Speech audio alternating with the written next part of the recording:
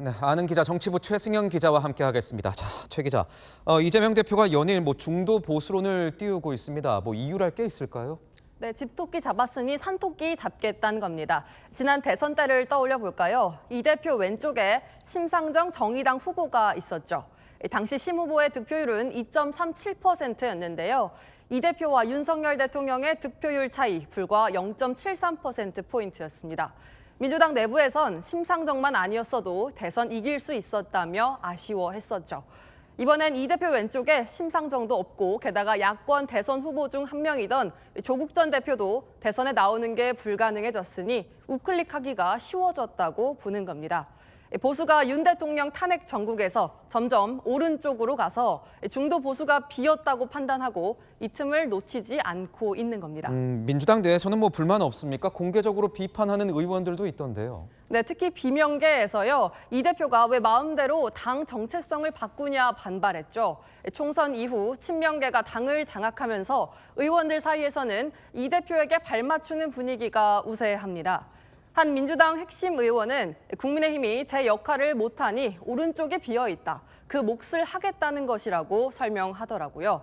지금의 민주당은 진보라고 말하기 창피할 정도다. 차별금지법 같은 경우 발의조차 못하고 있다는 불만 섞인 목소리도 있지만 공개적으로는 말하지 못하고 있습니다.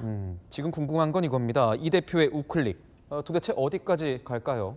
네, 결국은 세금이 중요하다고 보고 있고요. 종부세까지 건드릴 것 같습니다. 지난 대선 패배의 원인 여러 가지가 있겠지만요. 지도부 한 의원은 종부세를 꼽았습니다. 한 서울 지역 민주당 의원은 사석에서 종부세 폐지하고 재산세로 통합하면 된다고 하더라고요. 정책 분야를 맡고 있는 핵심 의원도 문재인 정부 시절 부동산 실패에 대해선 누구든 사과해야 한다고 말했습니다. 상속세도 세금인데 이재명 대표가 들고 나오지 않았습니까?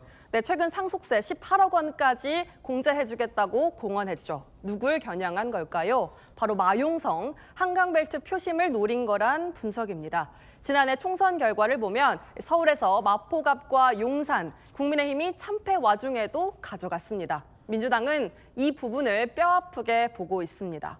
18억 원 공제하면 서울 아파트를 물려받는 중산층이 세금 부담을 줄일 수 있겠죠. 서울 승리 없이는 대선 승리도 없다고 보고 공략에 나선 겁니다. 이런 이 대표의 중도 보수 행보에 대해서 여당은 연일 견제하고 있는 것 같던데요. 네, 오늘은 대선 주자로 꼽히는 유승민 전 의원이 나섰는데요.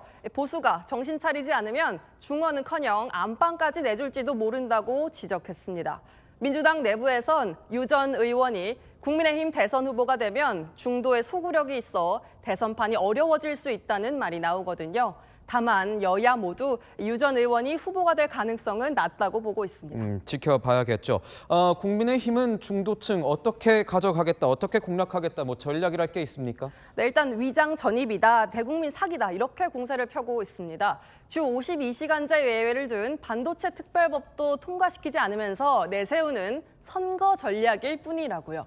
지금은 말뿐이니 중도층의 파급력은 없을 거라고 보고 있어봤자 2, 3일 정도 갈 것이라고 당내 지도부는 깎아내리더라고요. 여당은 윤 대통령이 탄핵되기 전인데 민주당처럼 적극적으로 움직이긴 어렵다는 분위기인데요. 만약 탄핵이 인용되고 대선 경선이 시작되면 중도층, 무당층 향해서 본격적으로 움직이겠다는 계획입니다. 네, 지금까지 아는 기자였습니다.